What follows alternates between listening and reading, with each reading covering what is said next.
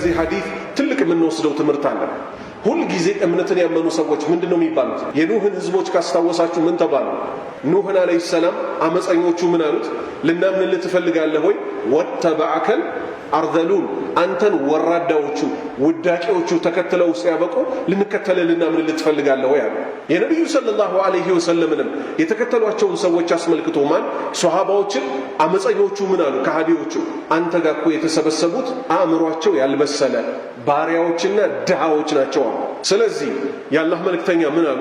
ትልቅ መልእክት ሲናገሩ ኺያሩሁም ፊል ጃሂልያ በጃሂልያው ዘመን ምርጥ የሚባለው ሰው እኮ በእናንተ ጊዜ አሉ ኺያሩሁም ፊል ኢስላም እስልምና ላቡድ መቀበል አለበት ጥሩነቱ ይቀጥልለት ዘንድ ምርጥነቱ ይቀጥልለት ዘንድ አንድ ሁለተኛስ ኢዛ ፈቁሁ ያላህን ዲን ደግሞ መገንዘብ አለባቸው እንጂ ጃሂልያ ላይ መሪ ስለነበሩ እስልምናን ስለተቀበሉ ብቻ ምርጥ አይባሉም።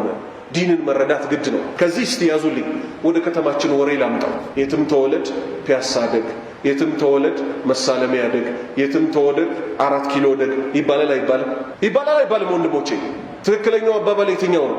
የትም ተወለድ በሱና ደግ፣ በእስልምና ደግ 4 ነጥብ። በእስልምና ካደግ በሱና ካደግ መካ ኡመል ቁራ ላይ ያለው ወጣትና ወራቤ ላይ ያለው ወጣት አንድ ናቸው አይደሉም? ናቸው። ትንፋሻቸው ምን ስለሆነ ሐዲስ ነው። ትንፋሻቸው መተዳደሪያቸው ሸሪዓ ነው። አራዳዎች ናቸው አይደሉም? ኒውዮርክ ላይ ያለው በለው ላስ ቬጋስ ላይ ያለው የትም ቦታ ሂድ፣ የትም ተወለድ፣ የተወለድክበት ቦታ ላንተ አይጠቅምህም። ብቻ በሱና በእስልምና አደግ። ይሄ ነው ትልቁ ቁም ነገር። ዛሬ ያለንበት ግን እኛ እኮ ቀብረሪያል የፒያሳ ልጆች ፈታ ያልነን ይላል። ተፈታቶ አልቋል ሰውነቱ እንዳለ ከላይ ጀምሮ ተፈታቶ አልቋል። የፒያሳ ልጆች አላለቁም ወንድሞቼ፣ ከስተው ከላይ ጀምሮ አጥንታቸው ይቀራልና ሲሄዱ እነዚህ ሱሪያቸው እየወለቀባቸው ደገፍ አድርገው እንዳይወልቅ ፓንታቸው የምናየው ወንድሞች አሉ የሉ ወንድሞቼ። ሱሪው የት ጋር ከእምብርት በታች እኮ አለ፣ ከብልት በታች ወርዶበት ፓንቱ ከእምብርት በላይ ታጥቆት አዲሱ ስታይል ያደለ ቲሸርት የሙት ሞታቸው ሰላት ላይ ሆኖ ሩኩዕ ባረጉ ቁጥር ሩኩዕ ሲደረግ የት ነው እጅ መሆን ያለበት? ወንድሞች የት ነው መሆን ያለበት? ሁለት እጆች ሩኩዕ ላይ ጉልበት ላይ መሆን አለባቸው የለባቸው? በአንድ እጁ ጉልበቱ ላይ ያርፋል፣ በአንድ እጁ ሱሪ በሰው ፊት እንዳያዋርደው ግጥም አድርጎ ይዘዋል አይዘውም ወንድሞቼ።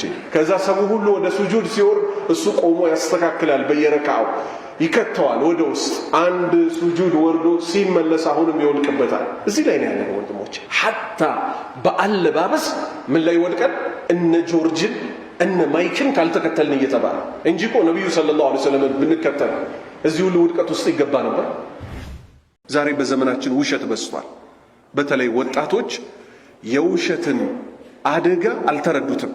ነብዩ ሰለላሁ ዐለይሂ ወሰለም ሰው ለማሳቅ ብሎ እንኳን ቢሆን እንዳትዋሹ ብለው ከልክለው ሲያበቁ ኤፕሪል ዘፉል የሚባል አለ በፈረንጆች። ልክኛ መስከረም፣ ጥቅምት፣ ህዳር ብለን እንደምንቆጥረው ጃንዋሪ፣ ፌብሩዋሪ፣ ማርች ይልና ከሱ ቀጥሎ ያለው ወር ምንድነው? ኤፕሪል ይባላል። ኤፕሪል 1 ሲሆን በዛ ቀን ሰውንማ ፌክ መስራት አለብን ይሉና ለሰው ስልክ በጠዋቱ ይደውሉና ኤፕሪል 1 በሚባለው ቀን አልሰማህም እገሌ እኮ ሞተ ምናምን ይሉታል። ሰውየው እዚህ ሙክክ ብሎ ከዛ ደንግጦ እያለ ምን ይሉታል? ኤፕሪል ዘፉር ዛሬ እኮ የቀልድ ቀን ነው ይሉታል። በዚህ ደረጃ ማለት ነው። አሁን እዚህ ውስጥ ትልልቅ ሰዎች ይሄ የሚሰሩት ጅልነት ላይገባቸው ይችላል። እንዲህ ሁሉ የሚቀልዱ ሰዎች አሉ። ፕራንክ ደግሞ የሚባል መጥቷል ባለንበት ዘመን። ወጣቶች ያውቁታል። ሰውን ለማሳቅ ሲሉ ያልደማው ሰውዬ ቪምቶ እላዩ ላይ ይደፋል። ከዛ መሬት ላይ ይወድቃል። ሰዎች ምን ሆንክ ብለው ሲጨነቁ ከት ብሎ ይስቅና ፕራንክ ነው ይላል። ቀልድ ነው ማለት ነው። ተመልከቱ፣ እስልምናችን ውሸትን በሁሉም መንገድ ከልክሎት ሲያበቃ ማለት ነው። በውሸት ዕቃ ይሸጣል። እውነቱን ተናግሮ የመሸበት ማደር ይባላል። ከቻይና ያመጣትን ዕቃ የቱርክ ናት ብሎ የሚሸጠውን ሰውዬ ይሄው እዚህ ጋር እኮ ግን ይሄው የተጻፈው ሌላ ነገር ነው ሲባል ሌላ ውሸት። አልሰማችሁም እንዴ?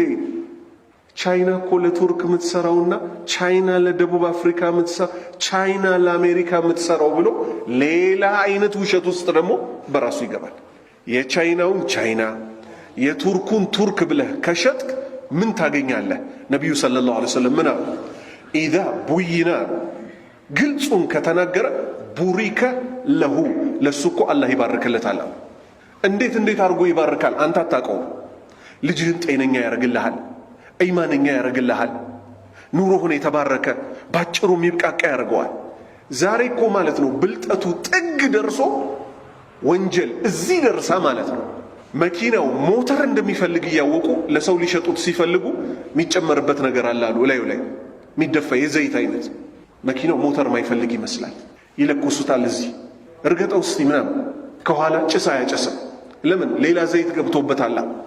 ልክ ሰውየው ገዝቶ 2 ወር 3 ወር ሳይነዳው መኪናው ሞተር እንደሚፈልግ ያውቃል። ያ ዘይት ሲያልቅ የአላህ መልእክተኛ ምን አሉ?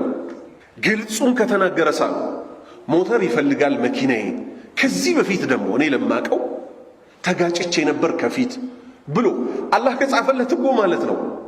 ሰውየው እግሩ ቢኳትን ከዚህ ሰውዬ መኪና ውጭ እኮ ልቡ የሚፈልገው ነገር አይኖርም ነበር። አጭበርብሮ ይሸጥለታል። ከዛስ እሱን ደግሞ ሌላ አጭበርባሪ ያገኘዋል። አሁን ሰው ለኦክሲጅን ነው አይደለም እየከፈለ ያለው ባለንበት ዘመን። በነፃ ስንተነፍስ የኖርነውን አየር ኮሮና ይዞሃል ተብሎ ትገባና ይሰካልሃል። አየር ከፍለህ ትወስዳለህ። ይሄው ግልጹን ቢናገር ይባርክለት ነበር። ህይወቱን፣ ልጆቹን፣ ኢማኑን፣ ገንዘቡን ተባላር ማጭበርበር ጀመር።